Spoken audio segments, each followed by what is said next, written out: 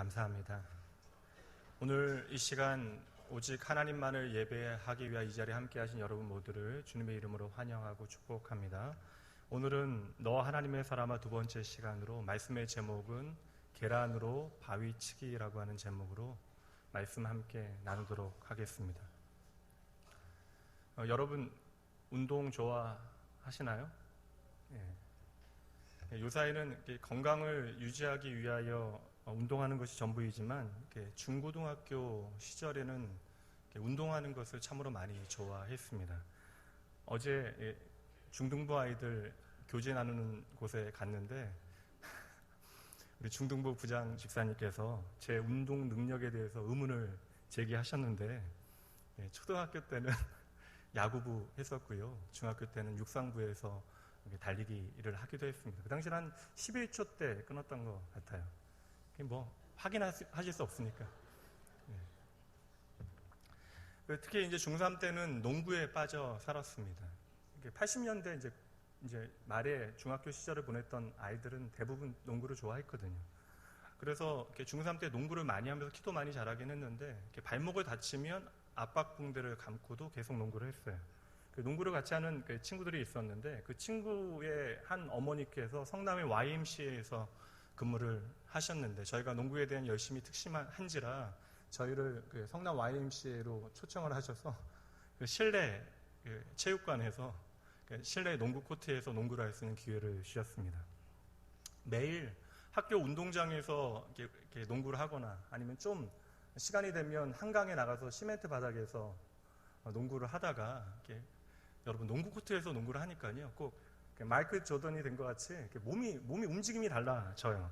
그렇게 신나게 같이 운동을 하다가 보니까요 건너편에 돈을 내고 농구를 배우려고 온 중고등학교 학생들이 보인 거예요. 그러니까 전문적인 선수는 아닌데 돈을 내고 농구를 6개월, 1년씩 배운 친구들이 그 연습을 끝내고 자기들끼리 이제 운동을 하고 있는 겁니다. 근데 코트에서 뛰다 보니까 할 수 있을 것 같아요. 키도 비슷하고 외곽 슛만 좀 잘 들어가면 우리가 이길 수도 있지 않을까라고 하는 그런 생각을 해서 시합을 함께 하자라고 이야기를 하고 시합을 시작했습니다. 여러분 결과가 어떻게 되었겠어요? 졌어요? 믿음이 부족하시네요. 처참하게 깨졌습니다. 기억하기도 싫을 정도로 제 생각에는 더블 스코어 이상 3배 이상 차이가 났던 것 같습니다. 우리는 바로 이러한 것을 계란으로 바위치기라고 이야기합니다. 계란으로 바위치기라고 하는 것은요 불가능한 일에 대하여 무모한 도전을 하게 되어질 때 우리는 그것을 계란으로 바위치기라고 이야기하는 것이죠. 지난주에 처음으로 하나님의 사람으로 부름받은 느헤미야에 대해서 말씀드렸습니다. 구약시대의 하나님의 사람이란 특별한 기름 부음을 받은 사람들, 왕이나 제사장이나 선지자만이 하나님의 사람으로 부름받을 수 있었는데 지금 평범하고 아무것도 가지지 아니하였으며 더불어 예루살렘에 거하지 않는 페르시아에 살아가는 한 느헤미야라고 하는 사람에게 하나님의 사람이라고 하는 이름이 불리어졌다라는 것이죠. 예루살렘과는 전혀 상관없이 살아가던 그에게 어느 날 주님의 관심과 주님의 눈물과 주님의 책임이 그 마음에 새겨지니 그의 삶 가운데 하나님께서 주시던 꿈이 생겨난 것입니다. 그것이 바로 예루살렘의 무너진 성벽을 다시 세우는 일, 바로 예배를 회복하는 그 일이었던 것이에요.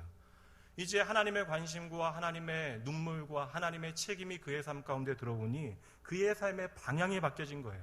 나의 삶의 가치가 전도되어진 것입니다. 이것이 바로 복음의 능력인 것이죠.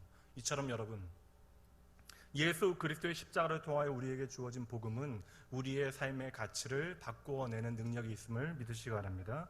우리가 예수 그리스도의 십자가를 나의 것으로 붙들게 되어지면 그때로부터 우리는 세상과 다른 가치, 세상과는 전혀 다른 가격표를 가지고 우리의 삶을 살아가게 되어지는 것입니다. 그런데 여러분, 하나님의 사람 느헤미야의 마음에 담긴 이 무너진 성벽을 재건하는 일, 이것은 말 그대로 꿈 같은 일이에요. 오늘 설교의 제목처럼 계란으로 바위치기와 같은 일입니다. 원래 오늘 본문의 말씀을 준비하면서 처음 생각했던 말씀의 제목은 조금 더 거룩했습니다. 불가능을 가능으로. 그런데 이 일이 얼마나 어려운 일인가에 대하여 강조하고 싶어서 둘 중에 하나를 고민했어요. 계란으로 바위치기 혹은 맨 땅에 헤딩하기. 아무래도 맨 땅에 헤딩하기는 말씀의 제목으로 삼기가 어려워서 계란으로 바위치기로 그렇게 정해봤습니다. 여러분, 지금 느헤미야가 자신의 마음에 품은 이 예루살렘의 무너진 성벽을 재건하는 일은요, 말 그대로 불가능한 일이에요. 저 멀리 있는 예루살렘의 모든 성벽이 무너졌고 성문은 불타 없어졌습니다. 그리고 하나님의 성전은 이방인들의 발에 짓밟히게 되어졌고 더 이상 하나님을 예배하는 일조차도 계속할 수 없을 지경에 처하게 되어진 것이에요. 그러나 여러분, 느헤미야는 공무원이긴 하지만 건설부에 소속된 공무원이 아닙니다. 대통령의 실장의 역할을 하고 있는 공무원이에요. 건축에 대한 전문적인 지식이 그에게 충분하지 않았다라는 것입니다. 그리고 이것은 그냥 넘어갈 수 있어요. 돕는 사람들이 생기면 가능한 일입니다. 그러나 여러분, 예루살렘은 지금 페르시아로부터 3,200km나 떨어져 있는 곳이에요. 요즘과 같이 운송 수단이 발달한 이 때에도 그러한 거리를 움직여서 이러한 일들을 감당하는 것이 참으로 어려운 일인데, 그 당시에는 여러분, 이 일은 가당치도 않은 계획이 되어지는 것이죠. 게다가 느헤미야는 지금 이민 3세대로 단 한 번도 예루살렘에 가본 적이 없는 사람이에요. 현재 건축을 위하여 인원이나 아니면 물류, 자재, 그것에 대한 운송 방법까지 단 하나도 준비되어 있는 것이 없습니다. 더 문제가 되는 것은 예루살렘으로 간다 한들 그곳에는 이 성벽을 다시 세우는 일을 방해하는, 반대하는 세력들이 너무나 즐비하게 많이 그곳을 가득 채우고 있다는 것이죠. 이것만 해도 우리가 이겨내기 어려운 문제인데, 더 문제가 되는 일은요, 이미 이 성벽 재건 프로젝트는 14년 전에 이미 실패한 일입니다. 예루살렘에 살고 있었던 사람들도 마음을 모아서 14년 전에 이 무너진 예루살렘 성벽을 재건하려고 했지만 반대 세력들의 거짓 증언으로 인하여 다른 사람이 아니라 페르시아의 왕이 이것을 중단하도록 왕명을 내리게 됐던 것이죠. 그래서 건축이 중단되어진 것이에요. 이미 왕이 하지 말라라고 명령한 일입니다. 그렇다면 왕의 신하가 이것을 하겠다라고 이야기하면 그것은 어떠한 의미가 담겨지는 것이죠? 왕명을 어기는 것이고, 어찌 생각하면 반역으로 물릴 수도 있는 일입니다. 다시 말하면 여러분, 이 무너진 성벽을 다시 재건하겠다라고 나서는 일 자체가 자신의 목숨을 바쳐야만 하는 일이 되어질 수도 있다는 것이죠. 바로 이러한 상황 가운데 느헤미야는 예루살렘 성벽 재건의 꿈을 그의 마음에 품고 있는 것입니다. 말 그대로 이 일을 실행하는 것은 계란으로 바위치기와 같은 일이에요. 요즘은 계란값도 많이 비싸잖아요. 그럼에도 불구하고 느헤미야는 이 계란으로 바위를 치겠다고 움직이기 시작하는 것입니다. 그런데 여러분, 결국 어떠한 일이 벌어집니까? 14년 동안 예루살렘에 살던 모든 사람들이 포기했던 그 일이 52일 만에 완성되어졌던 것이에요. 계란을 바위에 던졌는데 계란이 깨진 것이 아니라 바위가 깨진 것이죠. 모든 사람들은 불가능하다 이야기하고 느헤미야조차도 이 일을 비웃었는데 하나님께서는 이 모든 일을 느헤미야를 통하여 이루어 내신 것입니다. 그러므로 여러분, 안 된다라고 말씀하시면 안 돼요. 하나님께 묻고 하나님께서 말씀하시기 전에 먼저 포기하시면 안 됩니다. 하나님의 약속의 말씀을 여러분 먼저 믿고 계란으로 바위를 치는 사람이 바로 하나님께서 오늘 찾으시는 믿음의 사람, 하나님의 사람인 것을 여러분 기억하셔야 됩니다. 저와 여러분이 믿고 신뢰하는 하나님께서는요, 모든 불가능을 가능으로 만드시는 살아계신 하나님 여호와가 되십니다. 말씀 보도록 하죠. 마태복음 9장 23절 말씀입니다. 함께 읽어볼까요?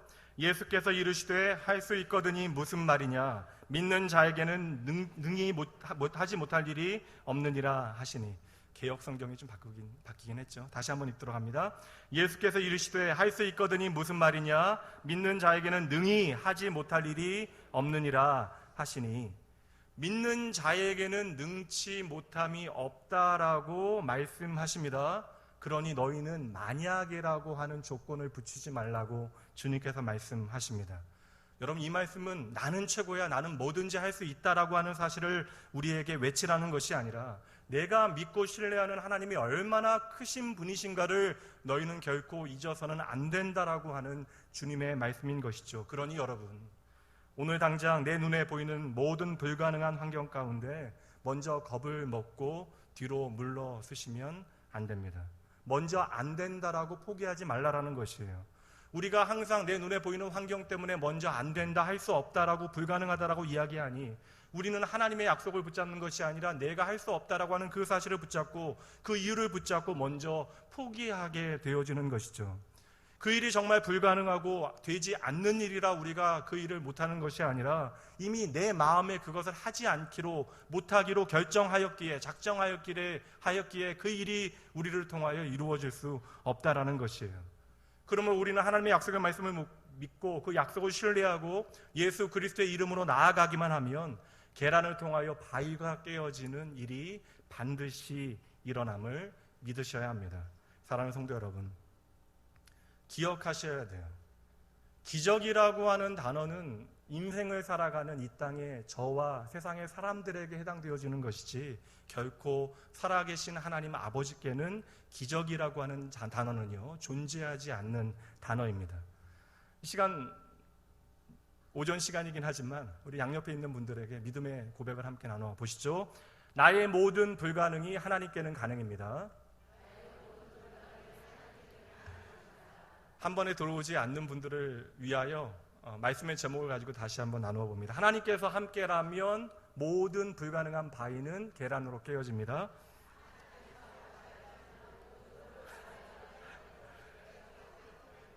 죄송합니다.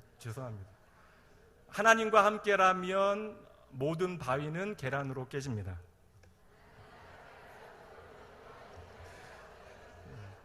하나님과 함께라면 계란으로 바위치기가 가능하다라는 것이에요. 여러분, 잘 보세요. 여러분, 오늘 느헤미야가 그의 마음에 품고 하려고 하는 것은요, 모든 사람이 안 된다라고 하는 일이에요. 모든 사람이 노라고 하는 것입니다.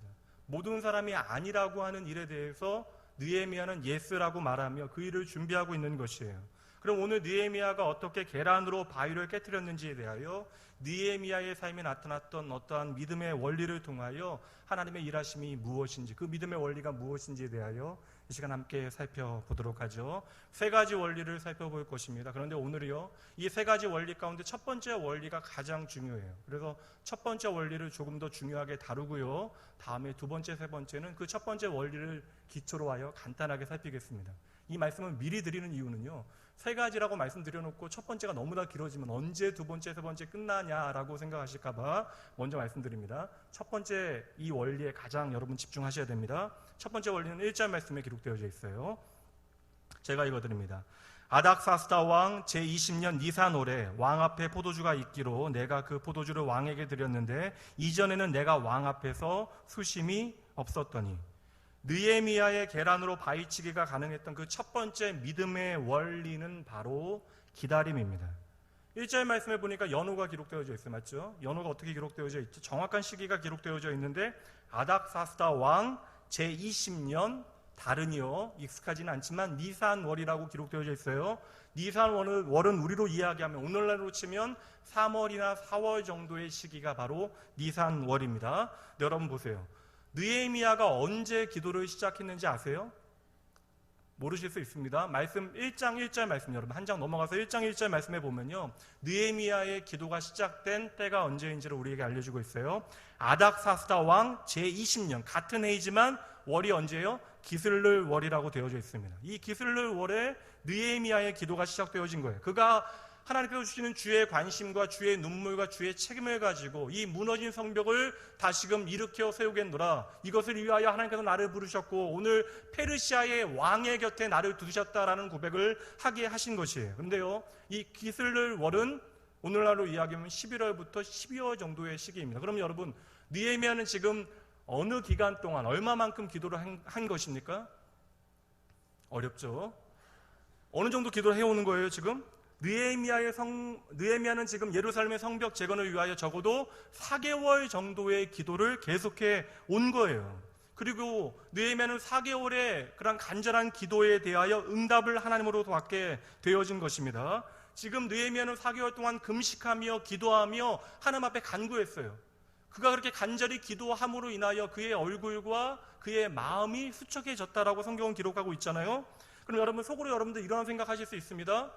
내가 4개월 정도라면 충분히 느헤미야와 같이 기도할 수 있겠다라고 생각하시는 분들 이 자리에 계실 거예요. 그런데 여러분 잘 생각하세요. 오늘 느헤미야는 이 4개월이라고 하는 기한을 정해놓고 기도하고 있는 것이 아니죠. 느헤미야는 언제 하나님께서 이 기도에 응답하실지를 모르고 기도하고 있는 것입니다. 성도 여러분, 우리의 삶 가운데 어떠한 기도는 즉각적으로 하나님의 응답을 경험하게 되기도 하고, 어떠한 일은요 4일 만에, 어떠한 일은 4개월 만에, 어떠한 일은 4년 만에 응답되기도 합니다. 또한 어떠한 일은 40년 동안 기도해 와도 전혀 응답이 없는 일도 있어요. 그러므로 우리는 기도할 때마다 우리의 마음 가운데 간절히 원하게 되어지는 것이죠. 하나님께서 빨리 나의 기도에 응답해 주시기를 우리는 언제나 기다립니다. 우리의 마음이 급하기 때문에 그래요. 근데 여러분, 성경이 말하고 있는 것은 하나님의 때와 우리의 때가 다르다는 거예요. 그래서 성경은요, 시간에 대해서 이야기하면서 인간의 시간과 하나님의 시간을 구분해서 이야기하는데, 인간의 역사, 흘러가는 이 시간을 크로노스라고 이야기하고, 인간의 흘러가는 크로노스의 시간 가운데 하나님의 시간, 카이로스가 침투해 들어오는 그것이 바로 하나님의 때라고 이야기하는 거예요. 그러니까 인간의 시간은 계속해서 흘러가는데, 그때 하나님의 어느 순간에 하나님의 시간이 우리의 삶에 임하게 되어지는데, 이때가 바로 하나님께서 우리의 삶에 역사하시는 하나님의 때가 되어진다는 것입니다. 근데 문제는 무엇이에요? 우리가 바로 그 하나님의 카이로스, 하나님의 때를 알 수 없다라는 것이죠. 그러니 우리는 언제나 하나님 앞에 마음이 급해요. 그래서 심지어 우리는 기도할 때, 인내를 위하여 기도할 때도 이렇게 기도합니다. 하나님, 제가 정말 인내가 부족합니다. 하나님, 오늘 저에게 인내를 주시옵소서, 지금 당장이요. 그런 기도하게 되어지는 것이죠. 국내 국적기를 타고 해외에 가게 되어지면 비행기의 바퀴가 땅에 닿는 순간으로부터 이렇게 안전벨트의 그 버클이 끌어지는 소리가 나기 시작합니다. 그럼 대부분 비행기가 닿자마자 엉덩이를 들썩거리는 사람은 신기할 정도로 한국 사람인 경우가 많아요. 납득하다는 얘기를 드리는 것이 아닙니다. 그만큼 열심히 있고요, 빨라요. 그리고 바퀴가 닿아서 움직이기 시작하면 거의 한 80% 넘는 사람들의 안전벨트가 다 풀어져 있습니다. 그리고 그 중에서 조금 더 열심히 한 사람은요, 슬그머니 일어나다가 승무원에게 말을 듣게 되어지죠. 그러다가 이제 다 도착해서 마지막 띵 하고 도착을 알리는 신호음이 들리게 되어지면 용수철과 같이 일어납니다. 근데 여러분, 좀 궁금해요. 아니, 어디로 가요? 일어나면 문은 하나밖에 없는데, 아직 문이 열리지 않았는데 어디로 갑니까? 먼저 일어난다고 먼저 나갈 수 있는 것도 아닌데요. 근데 통로 자리에 계신 분들은 나름 이해를 하겠어요. 그런데 창가 자리에 앉아 계신 분들도 먼저 일어나신 분들이 계시면, 근데 창가 자리에 앉아 있는 분들이 일어나게 되면 어떠한 일이 벌어지죠? 창가 자리는 천장이 높지 않잖아요. 그 선반 때문에. 그리고 목을 이렇게 꺾고 계세요. 이렇게 목을 꺾고서 그냥 그 자리에 일어나 몸을 구기고 이렇게 서 계신 거예요. 근데 중요한 것은요, 자리에 앉아 있으나 그렇게 목을 꺾고 있으나 나가는 시간은 똑같다라는 것입니다. 그러나 우리의 급한 마음이 그 기다림의 시간을 결코 참아내지 못하는 것이죠.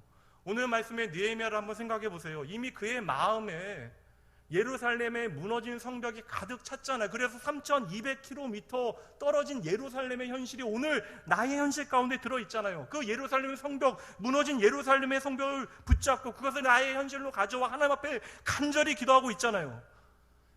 아무것도 어떠한 때에 응답하실 줄 모르는 상태에서 느헤미야는 하나님 앞에 지금 간구하고 기다리고 있는 것입니다. 그런데 4개월의 시간이 흘러가서 하나님께서는 왕의 마음을 움직이시어 이 느헤미야의 기도에 응답해 주셨던 것이죠.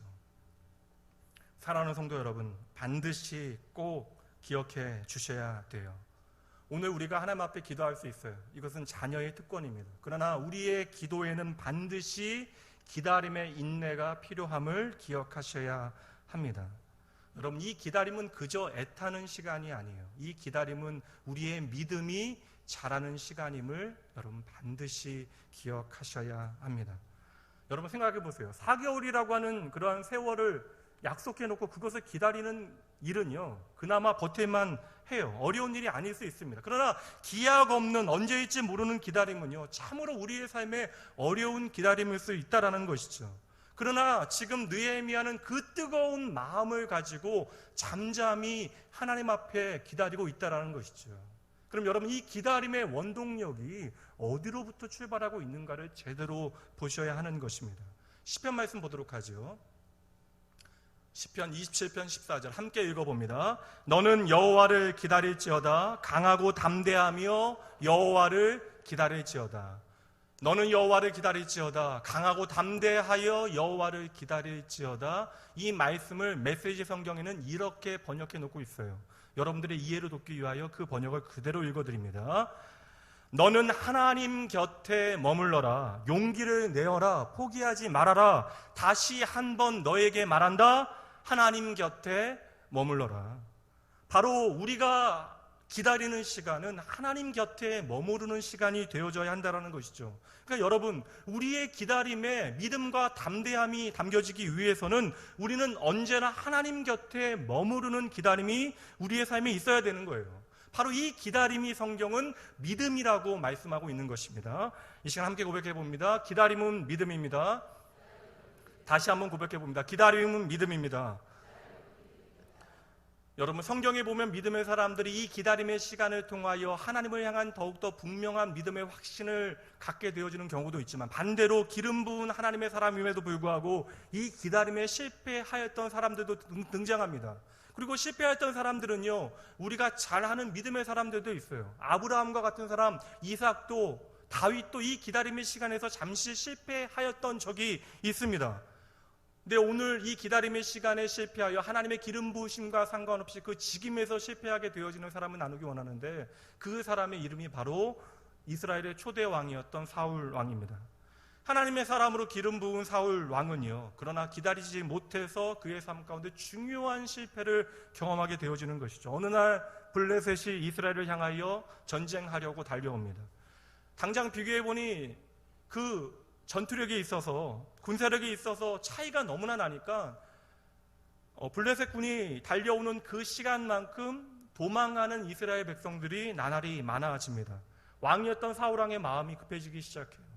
이스라엘 백성들은 하나님의 백성으로 반드시 전쟁에 앞서서 제사를 먼저 드려야 돼요. 예배를 드려야 되는데, 이 예배는 이 전쟁이 오직 하나님께 달려있다라고 하는 고백을 담아서 드리는 것입니다. 그리고 이 예배는 반드시 제사장만이 주관할 수 있는 것이에요. 근데 제사를 지내주기로 약속한 사무엘이 너무나 더디게 오는 거예요. 7일 안에 오겠다라고 이야기하는데, 그럼 빨리 오면 좋겠는데 하루가 지나고 이틀이 지나고 3일이 지나고 4일이 지나고 5일이 지나고 6일이 지나가는데도 사무엘이 보이지 않습니다. 그래서 약속한 7일째 아침이 밝아오자 이 사울 왕이 다급한 마음에 자신이 스스로 들어가 번제를 하나님 앞에 드리게 되어졌던 것이죠. 근데 문제는 안타까운 것이, 사울 왕이 제사를 드리자마자 그 즉시로 사무엘이 도착하여 사울 왕을 책망하며 왜 왕이 제사를 드렸는지에 대하여 묻게 되어져요. 그때의 사울 왕은 이렇게 말합니다. 블레셋이 싸우려고 몰려오고 있는데 백성들은 지금 겁에 질려 도망하고 있습니다. 그런데 당신이 오질 않으니 제가 부득이하여 대신 제사를 드렸습니다. 사울이 제사를 드린 이유에 대하여 부득이했다라고 이야기하는 거예요. 어쩔 수 없었다라는 것입니다. 다른 선택의 이유가 없었다라는 거예요. 근데 그 부득이하다라고 하는 이유 때문에 하나님의 약속의 말씀을 스스로 깨트리고 어기는 일을 감행했다라는 것이죠.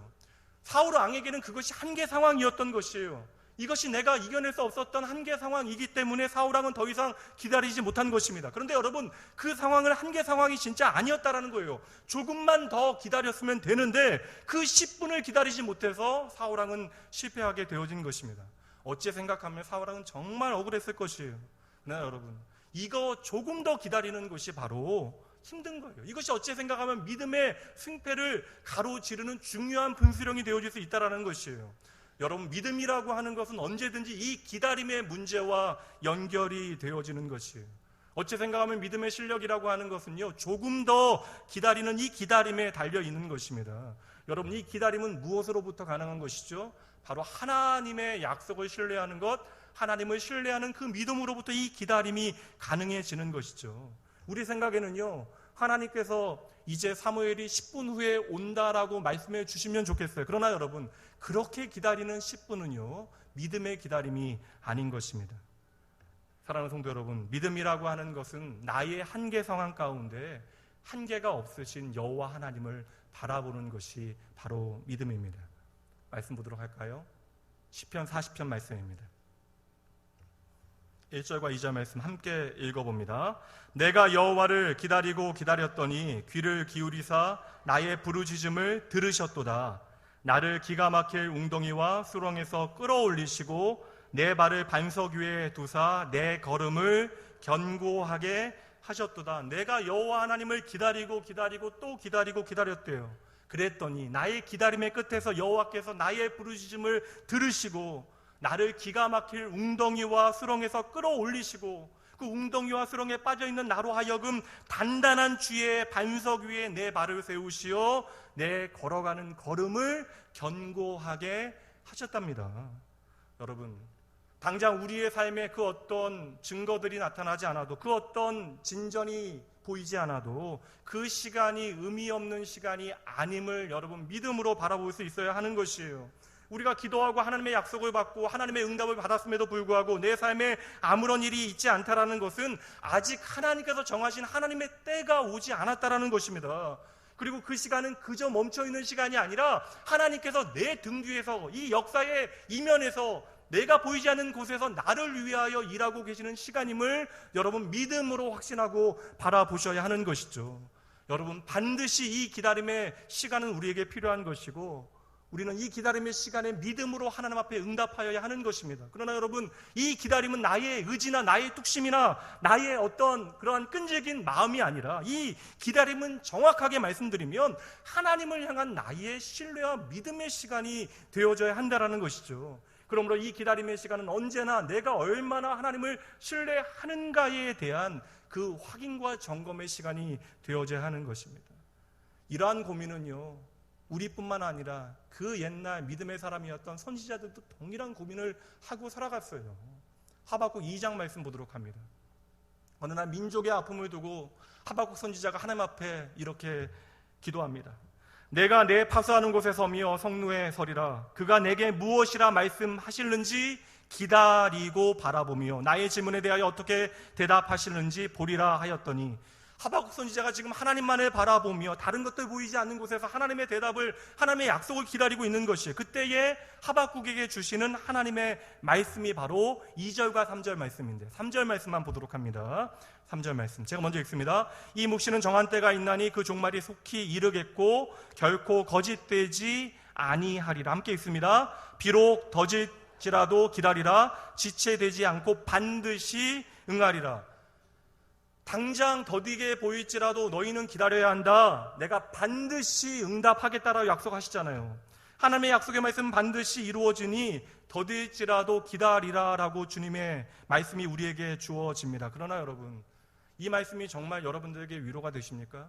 때때로 내가 당장 한치의 앞날을 내다볼 수 없어서 하나님의 긴박한 도움이 필요한 순간에는 이 말씀은 참으로 나에게 위로가 되어지는 말씀이 아니라 때로는 원망이 되어지는 말씀이기도 하고, 어찌 보면 우리로 하여금 하나님을 향하여 짜증을 낼 수 있는 그러한 말씀이 되어질 수 있어요. 왜 그래요? 하나님은 살아계신 크신 아버지 되시잖아요. 그럼 하나님께서 모든 것을 가능하게 만드실 수 있는 살아계신 하나님이시라면 왜 더디게 우리의 삶 가운데 역사하시냐는 것이죠. 그러나 여러분, 다시 말씀드립니다. 이 더딘 기다림의 시간은요, 결코 무의미한 시간이 아니라는 것이에요. 그냥 멈춰져 있는 시간이 아닌 것입니다. 이 더딘 기다림 가운데 하나님의 약속의 씨앗이 뿌려지고 심기어지고 우리의 눈에는 보이지 않지만 지금 이 시간에도 자라나고 있는 것이에요. 중국 동부 지역에 가면 모소라고 하는 품종의 대나무를 많이 심는다고 이야기해요.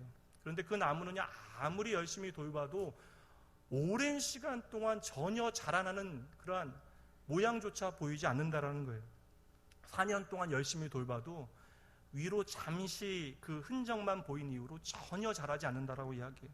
그리고 5년째 되는 해에 5주 동안 20m가 한꺼번에 자라게 되어진다. 이건 눈으로 보지 않으면 놀랄 정도의 그러한 자람이, 변화가 나타난다라는 거예요. 믿겨지지 않는 이야기죠.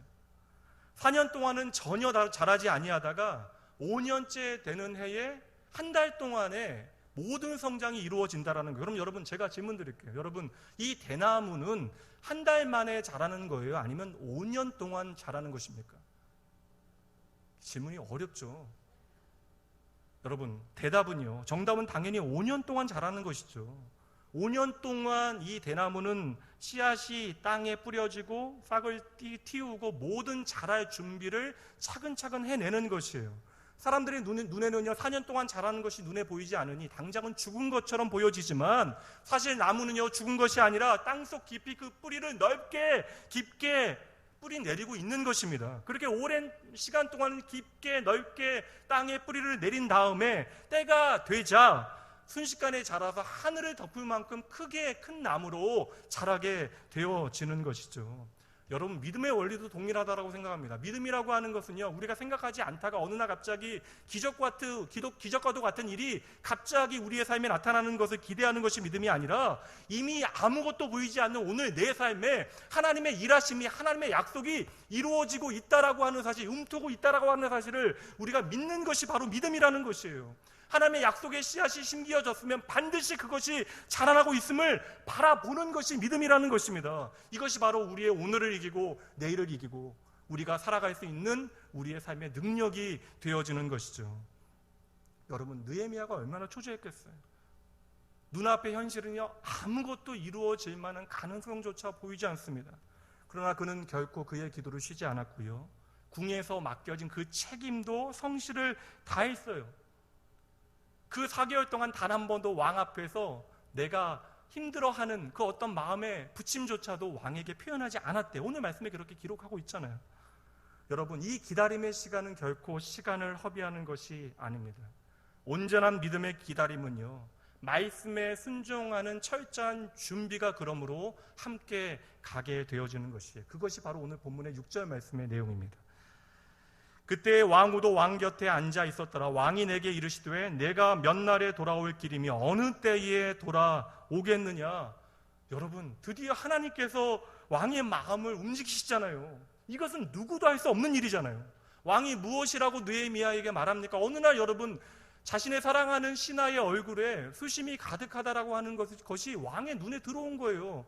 왕도 같이 그 근심을 나누게 되어집니다. 그리하여 왕이 느헤미야를 향하여 내가 무엇을 도와줄까라고 이야기하고, 느헤미야는 그것을 자신의 마음에 담겨졌던 소원을 왕에게 담대하게 이야기합니다.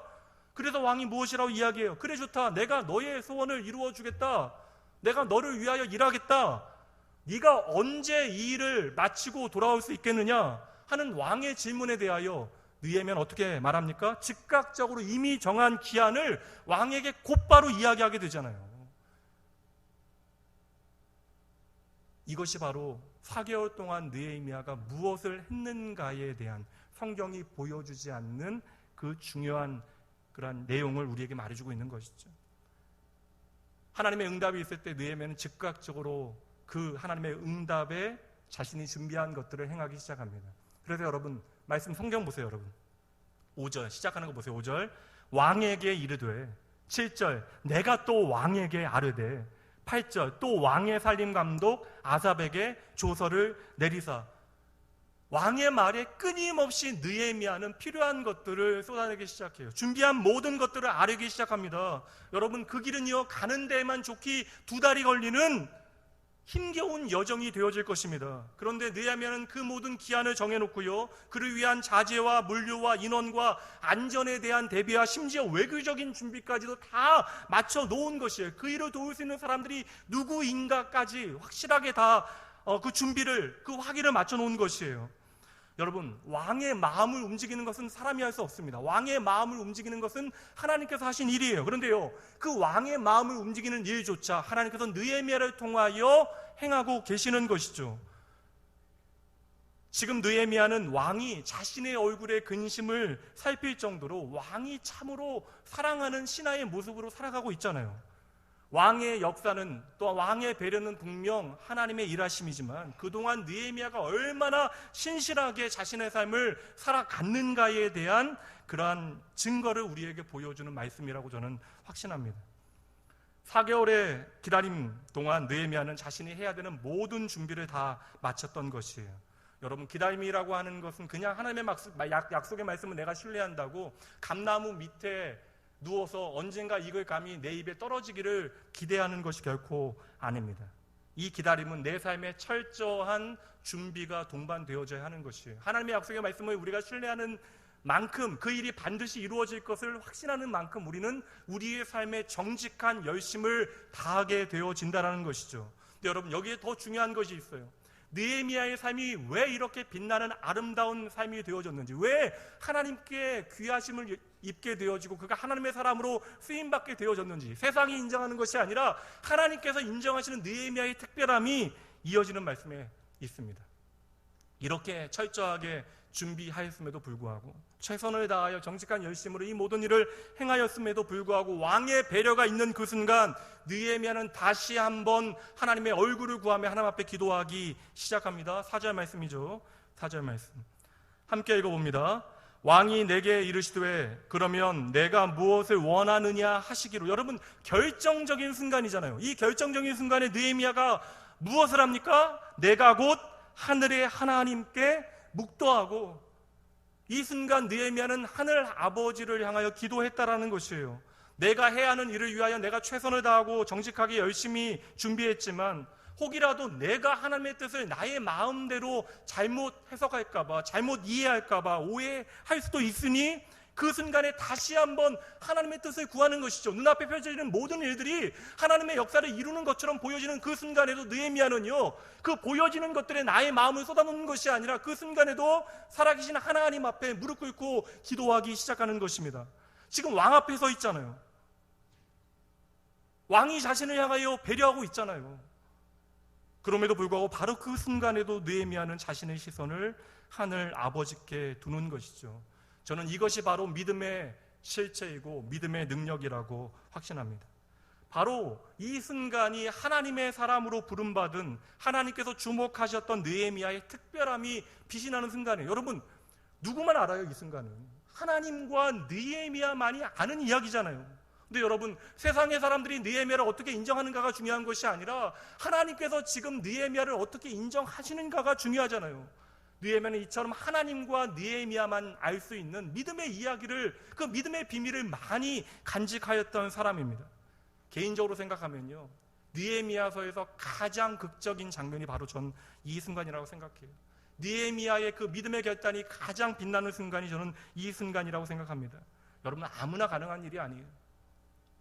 하나님의 일하심은 우리의 생각과 방법과 다른 일이기에, 때때로 그 일이 우리의 눈에 보기에 좋게 이루어질지라도 우리는 그 순간에도 날마다 하나님의 뜻을 구하여야 하는 것입니다. 이것이 하나님의 약속의 백성들이 걸어가야 하는 믿음의 길인 것이에요. 다른 예를 들기 어려워서 제 딸 이야기 잠시 합니다. 죄송합니다. 제 딸은 도잔치를 안 했어요. 목회자니까 괜시리 성도님들에게 부담 드리기도 싫고, 또 아이에게 그렇게 좀 의미 있는 일도, 도잔치 예배를 많이 좀 하다 보니까 아이들은 매번 울어요. 울지 않는 아이를 본 적이 거의 없습니다. 마침 제가 그래서 돌을 맞이하는 아이에게 너 이렇게 도잔치 하고 싶냐라고 물어봤더니 특별하게 대답을 안 하더라고요. 그러니까 목회자가 2명이나 있으니까 함께 모여서 아이 위해서 마음 다해서 축복해주고요, 기도해주고 함께 식사하는 것으로 도잔치를 이렇게 마무리 졌습니다. 근데 어른들이 아이 도잔치를 위해서 좀 친지들이 돈을 좀 주시잖아요. 도잔치를 안 하는 대신 좀 아이에게 의미 있도록 아이가 하나님 앞에 축복의 통로가 되어지는 삶을 살아갔으면 하는 바람으로 이 도잔치 비용을 어디에 써야 될까 함께 좀 고민하며 기도하기 시작했는데, 마침 며칠 전에 학교에서 이렇게 스쳐 지나가다가 한 후배 전도사님이 등록금 마감 기간이 지났는데 등록금을 내지 못했다라고, 휴학을 해야 할지 어떻게 해야 될지 너무나 염려된다는 이야기를 하시면서 기도를 부탁하신 일이 갑자기 생각이 났습니다. 그래서 그 전도사님께 아이의 이름으로, 제 딸의 이름으로 그 등록금을 보내드렸어요. 중요한 이야기는 그 다음입니다. 그 다음날 아침에 전도사님께 전화가 왔는데, 그렇지 않아도 전도사님이 그 어려운 형편으로 휴학을 해야 하는 문제 때문에 고민되어 기도하다가 선교사안에서 함께 섬기시는, 사업을 크게 하시는 장로님을 의지하기로 작정을 하신 거예요. 그래서 어렵게 그 모든 사정을 설명하는 편지를, 후원 편지를 써서 장로님께 편지를 전해드렸대요. 그랬더니 장로님으로부터 등기 우편이 4일 만에 도착을 했대요. 얼마나 긴장되고 떨리겠어요. 기대되어지겠습니까? 그리고 떨리고 긴장되는 마음에서 그 봉투를 열어봤더니 전도사님이 학업을 위해서 기도하겠습니다, 잘하실 수 있을 겁니다 하는 축복의 말과 함께 돈이 10만 원이 들어 있었대요. 여러분, 귀한 거예요. 참으로 감사한 일입니다. 아마 장로님께서도 이렇게 많은 돈이 얼마나 필요한지 모르시니까 그 정도의 후원으로 전도사님을 마음을 다해 섬기기 원하셨겠죠. 그런데 문제는 무엇이에요? 그 전도사님은 유일한 소망을, 기대를 이 장로님께 걸고 있었던 것입니다. 사업을 크게 하는 장로님이니 그 장로님은 너무나 크게 기대하셨나 봐요. 그래서 너무나 크게 실망을 해서 이제는 내가 휴학 말고는 답이 없다라고 생각을 했는데, 그 다음날 전혀 기대하지도 않았던 나와 그냥 도끼인객기난 스쳐 지나가면서 그냥 내가 이런 일이 있으니 기도나 해달라고 부탁했던 선배 전도사님 가정에서 등록금이 들어오니 너무나 깜짝 놀란 거예요. 그 전도사님은 그 장로님께만 목을 메고 있었는데 하나님께서는 전혀 기대하지 않는 방법을 통하여 하나님의 일하심의 그러한 계획들을, 또한 일하심의 모양들을 보여주신 것이죠. 하필 그 즈음이 제 딸의 돌잔치였고, 또 그 아이는 돌잔치가 필요 없다라고 분명하게 이야기를 했고, 마침 제 기도 가운데 그 전도사님이 담겨지니 이를 통하여 하나님께서 일을 하셨던 것이에요. 여러분, 사람의 뜻과 하나님의 뜻은 달라요. 그러므로 우리가 사람의 뜻을 의지하는 것보다, 나의 마음을 의지하는 것보다 하나님을 의지하는 것이 훨씬 더 지혜로운 것입니다. 여러분, 여러분의 계획을 의지하시겠습니까? 아니면 살아계신 하나님, 여러분의 모든 것을 다 아시는 아버지 하나님을 의지하시겠습니까? 여러분, 단지 우리가 어려울 때만 하나님의 뜻을 구하는 것이 아니라 심지어 모든 것이 내 뜻대로 잘 이루어지는 그 순간에도 우리는 우리의 눈을 들어 하나님의 뜻을 바라봐야 되는 것이에요. 이것이 바로 믿음의 백성들이 걸어가야 하는 믿음의 길이 되어지는 것이죠. 오늘 느헤미야는 자기가 해야 하는 모든 것들을 다 준비했어요. 그리고 왕이 기대하지 못했던 배려와 허락을 계속해서 베풀어 줍니다. 그러면 여러분, 왕의 입에서 나오는 말에만 집중해야죠. 그 왕의 입에서 나오는 말을 잘 집중하여 적어야죠. 그런데 하나님께서 왕의 마음을 움직이시는 그 순간 느헤미야는 눈을 들어 하늘 아버지께 기도하기 시작하는 것이죠. 하나님, 이제는 제가 어떻게 할까요? 잠언 3장 5절 6절 말씀, 저와 여러분의 결단과 고백의 그러한 의미로 이 말씀 함께 읽도록 합니다. 함께 읽습니다. 너는 마음을 다하여 여호와를 신뢰하고 내 명철을 의지하지 말라. 너는 범사의 그를 인정하라. 그리하면 내 길을 지도하시리라. 아멘. 사랑하는 낙원의 모든 성도 여러분, 느헤미야처럼 오직 하나님만을 바라보는 기다림으로 세상이 말하는 계란으로 바위를 칠 때 그 바위는 반드시 깨어짐을 믿으시기 바랍니다. 두 번째 원리예요. 8절 말씀입니다. 제가 읽어드립니다. 또 왕의 살림 감독 아삽에게 조서를 내리사 그가 성전에 속한 영문의 문과 성곽과 내가 들어갈 집을 위하여 들보로 쓸 제목을 내게 주게 하옵소서 하며 내 하나님의 선한 손이 나를 도우심으로 왕이 허락하고. 말씀드렸잖아요. 이 모든 것은 누가 허락해 준 거예요? 왕이 허락해 준 것이잖아요. 그럼 여러분 어떻게 해야 합니까? 여러분이라면 어떻게 하시겠어요? 가장 먼저 한국식이라면 성은이 망극하옵니다라고 하며 왕 앞에 머리를 조아려야 하잖아요. 그런데 그 순간 느헤미야는 무엇이라고 고백합니까? 이것이 왕이 허락한 것인데 그 앞에 느헤미야는 이 순간 무엇이라고 고백하죠? 내 하나님의 선한 손이 나를 도우셨습니다라고 고백하는 거예요. 이것이 두 번째 느헤미야가 계란으로 바위를 칠 수 있었던 이유입니다. 이 원리는 바로 관점이에요. 눈앞에 보이는 사실은 무엇이에요? 느헤미야가 정말 최선을 다하여 준비한 결과로 나타난 거예요. 눈앞에 있는 사실은 무엇입니까? 왕이 은혜를 베풀어 지금 배려하고 있잖아요. 최선의 배려를 하고 있잖아요. 그런데 느헤미야는 가장 먼저 무엇을 보고 있어요?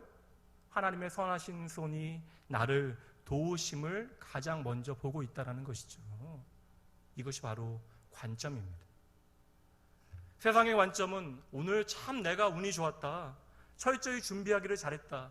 오늘 내 얼굴이 수척해 보인 것이 다행이었다. 왕과의 인간관계를 친밀하게 하기를 내가 참으로 잘했구나. 이렇게 이야기할 거예요. 그런데 느헤미야의 관점은 무엇이에요? 다른 것도 이야기하지 않습니다. 하나님께서 나를 도우셨다. 아닙니다, 여러분. 느헤미야의 관점이 아니에요. 이것이 바로 믿음의 관점입니다. 그렇다면 저와 여러분도 동일한 관점을 가져야 하는 것이죠. 사람마다 다른 관점을 갖게 되어져요. 그래서 우리는 다른 것을, 똑같은 것을 보고도 다른 것을 이야기하게 되어지는 것입니다. 이 관점을 조금 어려운 말로 이야기하면 세계를 보는 눈, 세계관이라고 이야기하는 것입니다. 그래서 이 관점이라고 하는 것은 오후 예배에 조금 나누겠지만 세상을 보는 안경과 같은 역할을 하는 것이에요. 이제 눈이 오는 계절이 지나가고 있지만 한방눈이 내리는 것을 보면서 보통 아빠는 내일 아침에 출근길이 밀릴 것을 염려하지만 자녀들은 어떻게 해요? 내일 아침에 일어나서 이제 눈사람을 만들 수 있는 것을 기대하며 그 내리는 눈을 바라보게 되어지는 거예요. 똑같은 내리는 눈을 바라보면서 전혀 다른 시각으로 바라보는 것이 바로 관점의 차이 때문입니다. 신혼인 한 자매가, 맨날 신혼인 자매 얘기하면 뭐 교회 사람도 생각하고, 저희 교회 사람이 아니에요. 예전 제자인데요. 신혼의 한 자매가 설거지가 서툴러서, 그럴 수 있잖아요. 설거지가 서툴러서 남편이 총각 때부터 사용하던, 커피를 마실 때 쓰던 아끼던 머그잔을 깨뜨렸대요. 그러면 좀 짜증낼 수도 있잖아요. 아닌 것처럼 그러세요. 총각 때부터 10년 넘게 사용하던 내가 아끼는 컵이야. 근데 남편이 깨뜨렸어요. 그럼 짜증낼 수 있잖아요. 짜증내면서 조금 서운한 말 했대. 그런데 자매가 그렇게 펑펑 울더래요. 이때 당황한 사람 누구겠어요? 남편이겠죠. 그렇게 울만한 일이 아니잖아요. 그런데요, 여러분, 자매가, 어머님이 돌아가셨는데 자매가 어릴 때 엄마가 일 나가지고 소꿉놀이 할 때 어느 날 놀다가 엄마가 아끼는 그릇을 다 깨먹은 거예요. 하루 종일 걱정할 거 아니에요. 엄마가 얼마나 나를 혼낼까? 엄마가 이걸 얼마나 소중히 여기는 것인데. 7살짜리 유치원에 다니는 아이가 하루 종일 그것을 걱정한 것입니다. 근데 늦게 들어온 엄마가요, 자신을 향하여 혼을 내는 것이 아니라 다치지 않았냐고 자신을 안아주면서 얼마나 놀랐겠냐고. 너 다치지 않았으니까 괜찮다라고 하신 말씀이 그 순간에 생각이 난 거예요. 하필 그런데 남편은 머그잔 하나 깨졌다고 짜증낸 것이죠. 사소한 일처럼 보이지만 깨어진 그릇 하나를 보는 관점의 차이 때문에 그러한 것이에요. 우리 모두 다 관점을 가지고 살아갑니다. 그리고 이 관점이 어떠한 관점이냐에 따라서 우리의 신앙과 삶은 전혀 다른 이야기를 하게 되어질 것입니다. 느헤미야의 관점이 무엇이에요, 여러분? 느헤미야의 이 관점의 시작은 언제나 하나님이었던 것입니다. 그러기에 그의 삶 가운데 예기치 못한 놀라운 기적과도 같은 일이 벌어졌을 그 순간에 다른 것 바라보지 아니하고 하나님의 선하심을 고백하는 것이죠. 이것은 바로 자신의 시선이 하나님을 향하고 있다는 것을 우리에게 보여주고 있는 것입니다. 지난주 금요일날 제가 설교를 할 때 오늘 나에게 어떠한 근심도 걱정도 없으신 분은 한번 손을 들어주세요라고 이야기했을 때 한 분이 딱 손을 들어주셨습니다. 그분이 제 예상을 벗어난 것이죠. 그날은 저는요, 세상의 모든 사람들은 근심을 하며 살아갑니다라고 하는 것을 설명하기 위해서 오늘 근심이 없는 사람 손을 들어주시라고 얘기했더니 딱 한 분이 앞에서 손을 드시더라고요. 제 의도와는 다르게 손을 들어주셨지만 저는 참으로 감사했습니다. 이것이 바로 관점이라고요. 그분에게 왜 근심거리가 없었겠어요? 왜 염려거리가 없겠습니까? 저는 알고 있거든요. 기도 제목을 나눴으니 이제 막 사업을 시작한 자녀가 있고요. 자녀의 결혼과 아직 이직 문제로 여러 가지 근심거리가 그 권사님의 삶에 있다라는 거예요. 그런데 적어도 나의 근심거리를 하나님 앞에 맡겨드리기로 그분은 결정하신 거예요. 이것이 바로 관점입니다. 저는 이 고백만으로 충분하다라고 믿습니다. 한 학교 교사가요, 자신이 맡은 아이들을 바라보는 관점에 대하여 이렇게 기록해 놨어요. 특별히 부모님들은 잘 들어주세요. 내성적인 아이는 생각을 진지하게 해서 좋습니다. 사교성이 적은 아이는 정직하고 과장되지 않아서 좋습니다. 소심한 아이는 남을 잘 배려하고 사려 깊어서 좋습니다. 질투심이 많은 아이는 의욕과 열정이 넘쳐서 좋습니다. 말이 많은 아이는 그 아이와 함께하는 것이 지루하지 않아서 좋습니다. 자신감이 없는 아이는 겸손해서 좋습니다. 직선적인 아이는 분명하고 또 속정이 깊어서 좋습니다. 그럼 보세요. 여기에 좋을 것이 하나라도 있어요? 이 아이가 여러분의 자녀라면 마냥 좋아하시겠습니까? 그러나 이것이 바로 오늘 부족한 자녀를 향한 부모의 관점이 되어져야 한다는 것이죠. 이 관점을 따라 자녀들은 자라게 되어질 것입니다. 오늘 느헤미야는 자신에게 벌어지고 있는 모든 일을요, 신앙의 관점에서 바라보고 있는 거예요. 근데 여러분, 관점의 변화는 참으로 어려운 것입니다. 이 관점의 변화는 어찌 생각하면 한 사람의 인생 전체가 달려져 있는 그런 세계관의 변화이기 때문에 쉬운 일이 아닙니다. 그럼 우리의 삶에 복음을 통한 참된 변화가 이루어지지 않으면 이 관점의 변화는 쉽게 일어나지 않는 거예요. 그래서 사람이 참으로 쉽지 않은 거예요. 변하지 않는 것입니다. 사도행전에 보면요, 베드로가 예수님을 만나고 부활하신 예수님을 만나고 부활하신 후에 승천하신 후에 이제 사도로서 하나님의 교회를 책임지는 초대교회의 지도자의 역할을 감당해요. 그때에 베드로가요, 도망 다니면서 무두장이 시몬의 집에 머무르게 되어집니다. 무두장이라고 하는 직업은요, 가죽을 벗기는, 가죽으로 무언가를 만드는 그런 일을 하는 사람이에요. 오늘날로는 예술가이지만 그 당시로는요, 피를 만지는 직업입니다. 거룩하지 않은 일이에요. 짐승의 피를 만졌기에 율법이 명하길 가까이 하면 안 되는 사람이에요. 근데 지금 시몬은요, 복음을 통하여, 베드로는 지금 복음을 통하여 그 유대인 무두장이와 피를 만지는 그 거룩하지 않은 사람과 함께 한 집에서 거할 수 있게 되어지는 것입니다. 이것이 복음의 능력이죠. 복음의 변화를 통하여 그의 관점이 변하게 되어진 것이에요. 그런데 어느 날 베드로가 낮에 기도하다가 꿈을 꾸게 되어집니다. 하늘에서 보자기가 내려오는 거예요. 그 보자기에 온갖 더러운 거룩하지 못한 가증한 음식들이 담겨져 있습니다. 하나님께서 그것을 베드로에게 먹으라고 이야기하세요. 그런데 베드로는 끝까지 먹지 못하겠대요. 하나님께서 3번이나 말씀하시지만 하나님의 말씀에도 불구하고 베드로는 내가 결코 그것을 먹지 못하겠대요. 이것이 바로 관점의 문제입니다. 세계관의 문제예요. 지금 베드로는요, 예수 그리스도의 복음을 통하여 유대인들 가운데 더럽다라고 이야기하는 그 피를 만지는 무두장이는 내가 받아들일 수 있지만 그럼에도 불구하고 이방인은 내가 결코 함께할 수 없는 사람이라고 생각하는 거예요. 그래서 예수님께서는 이 베드로의 잘못된 관점을 바꾸어 놓으셔야만 했던 것이에요. 왜 그래요? 그를 통하여 이방의 하나님의 교회가 세워져야 하기 때문에 그러합니다. 이렇게 베드로의 관점을 바꾸신 후에 이방인 고넬료, 자신보다 더 신실한 믿음으로 살아가는 이방인의 가정을 방문하게 하고 그를 통하여 하나님의 교회가 이방에 세워지게 되어졌던 것이에요. 오늘 여러분들은 어떠한 관점을 가지고 살아가십니까? 여러분, 이 믿음의 관점은 오늘 이 시간 앉아있는 이 자리를 통하여 확인되어지는 것이 아니라 여러분들이 이 예배당을 나가게 되어지는 그 순간으로부터 여러분의 삶을 통하여 확인되어질 것입니다. 이 자리에 앉아 계신 여러분 모두가 세상의 관점, 나의 지식과 경험과 내가 아는 것의 관점이 아니라 하늘 아버지의 관점, 복음의 관점으로 내 자신과 내 가족과 내 자녀와 나의 일터와 이 세상을 바라볼 수 있기를, 그리하여 무너진 모든 성벽이 여러분을 통하여 다시금 세워질 수 있기를 주님의 이름으로 축복합니다. 이제 마지막이에요. 계란으로 바위치는 마지막 비결입니다. 16절 말씀으로 넘어가서 보도록 하시죠. 방백들은 내가 어디에 갔었으며 무엇을 하였는지 알지 못하였고 나도 그 일을 유다 사람들에게나 제사장들에게나 귀족들에게나 방백들에게나 그 외에 일하는 자들에게 알리지 아니하다. 세 번째, 계란으로 바위를 치게 되어지는 방법은 바로 침묵이에요. 침묵. 사람들은 내 삶에 무엇인가 좋은 일이 생기면 아니면 내가 무언가를 듣게 되어지면 빨리 다른 사람에게 그 이야기를 하고 싶어 합니다. 침묵하는 것이 참으로 어려운 일이에요. 그런데 오늘 느헤미야는 그의 마음에 뜨거운 하나님의 비전을 가지게 되어졌잖아요. 하나님의 소망을 품게 되어졌잖아요. 그런데 이 모든 일을 준비하는 과정 가운데 2번이나 말하지 않았대요. 한마디도 하지 않았대요. 그는 침묵합니다. 여러분, 내 마음 가운데 무엇인가가 뜨겁게 불타오를 때 그것을 말하지 아니하고 침묵하는 것은 참으로 쉽지 않은 일입니다. 이 침묵에 대하여 제가 한 가지 예를 들어서 여러분에게 설명드립니다. 현실에는 있기 어려운 예예요. 그냥 예예요, 예. 한 장로님께서 주일날, 장로님 일부에 얘기했어요. 한 목사님께서 주일날 교회에 가기 너무나 싫어서요, 교회 아프다고 이야기하고 친구들과 골프를 치러 가셨대요. 주여하시면 안 되죠. 예라고요, 예. 주여하세요. 그냥 불가능한 예를 그냥 드는 거예요. 그래서 천사가 하나님께 가서 이릅니다. 하나님, 이 목사 정신 차릴 수 있도록 따끔하게 혼내주세요. 그랬더니 하나님께서 이 목사님이 처음 티샷 날린 거, 티샷 맞죠? 처음 날린 공이 홀인원이 되게 하셨대요. 천사가 깜짝 놀라서 하나님, 이게 홀인 가당키나 합니까? 그랬더니 하나님께서 이렇게 말씀하시더래요. 얘야, 냅둬라. 저 목사 홀인원 한 거 이제 어디 가서 아무에게도 말하지 못하니 얼마나 답답하겠냐.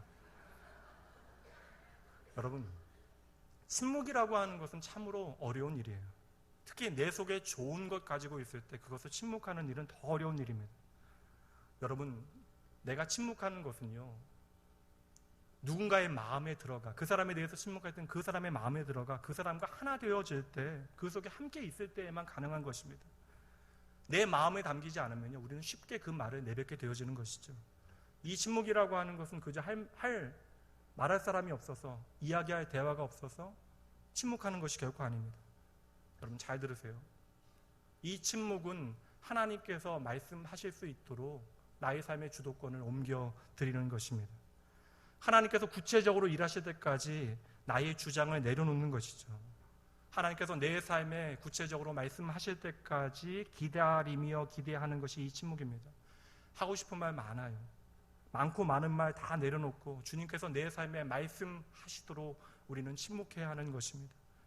그래서 이스라엘 백성들이 하나님의 백성으로 가나안 땅에 들어가게 되어질 때 가장 먼저 내가 넘을 수 없는 견고한 여리고 성 앞에 서게 되어질 때 하나님께서 여호수아를 통하여 무엇을 명령하십니까? 3번이나 말씀하세요. 너희는 외치지 말며 너희의 음성이 들리게 하지 말며 너희의 입에서 아무 말도 내지 말라. 왜 그래요? 그 현장은 오직 하나님께서만 말씀하셔야만 하는 현장이기 때문에 그러한 것입니다. 오늘 하나님께서만 말씀하시도록 나의 삶의 주도권을 내어드렸던 침묵하였던 느헤미야를 통하여 이제 하나님께서는 52일간의 기적과 같은 이야기를 만들어 가실 것입니다. 이제 말씀을 마칠게요. 참으로 무모하게 세상이라는 바위를 향하여 계란을 던지는 느헤미야는요, 불가능의 도전장을 내고 그 불가능을 가능으로 만들어냅니다. 그것은 그의 능력이 아니라 그와 동행해 가시는 하나님의 능력이었던 것이죠. 오늘 여러분의 삶의 형편이 어떠하건 간에 여러분 그러므로 낙심하지 마십시오. 예수님이 여러분 한 분 한 분을 나를 사랑하신다는 사실을 믿으신다면 그 예수님 바라보시면 되는 것이에요. 그리고 예수 안에서 할 수 있거든이 무슨 말이냐를 외치시면 돼요. 그것은 여러분의 음성이 아니라 여러분 안에서 말씀하시는 주님의 음성입니다. 여러분을 좌절하게 만드는, 넘어지게 만드는 오늘의 모든 좌절과 문제 가운데, 모든 그러한 삶의 바위 가운데 믿음으로 계란을 던지십시오. 진정한 믿음이 담긴 담대함이 담겨져 있는 기다림으로 던지시면 되고요. 세상의 관점이 아니라 하나님의 관점으로 던지시면 됩니다. 그리고 더불어 오직 내 삶에 하나님께서만 말씀하실 수 있도록 침묵하면서 던지시면 되는 거예요. 여러분이 다 책임지실 필요 없어요. 여러분이 할 수 있는 최선만 하나님 앞에 다 하시면 됩니다. 그리고 나머지 모든 일들은 하나님 앞에 믿음으로 맡겨 놓으시면 되는 것이에요. 하나님께서는 여러분 한 분 한 분을, 그리고 여러분의 가족을, 여러분의 자녀를, 더불어 이 낙원교회와 이 나라를 참으로 사랑하십니다. 오늘 하나님의 사람으로 부름받은 여러분을 통하여 하나님께서는 우리의 삶의 모든 무너진 장벽들을, 성벽들을 다시 일으켜 세우실 것이에요. 그러니 여러분, 불가능하다고, 할 수 없다라고 말씀하지 마세요. 오직 믿음으로 하나님의 구원만을 바라보십시오. 그 하나님께서는 오늘 이 시간에도 여러분을 위하여 신실하게 일하고 계십니다. 시간 함께 찬양하죠.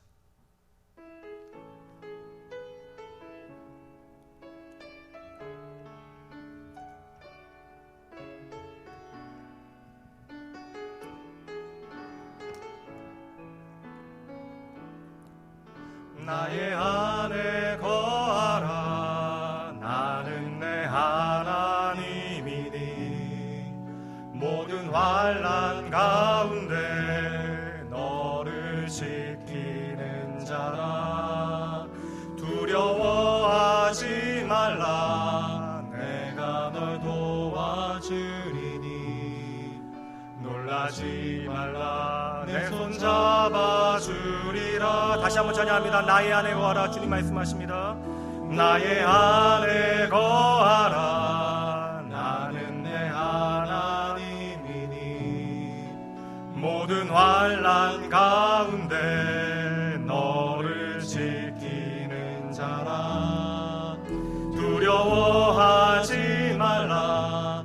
내가 널 도와주리니 놀라지 말라. 내 손 잡아주리라. 주님 말씀하십니다. 내가 너를 지명하여 불렀나니 너는 내 것이라. 내 것이라. 너의 하나님이라. 내가 너를 보배롭고 존귀하게 여기노라. 너를 사랑하는 내 여호와. 다시 한번 믿음으로 고백합니다. 내가 너를 지명하여 불렀나니 내가 너를 지명하여 불렀나니 너는 내 것이라. 내 것이라. 너의 하나님이라. 내가 너를 보배롭고 존귀하게 여기노라. 너를 사랑하는 내 여호와라.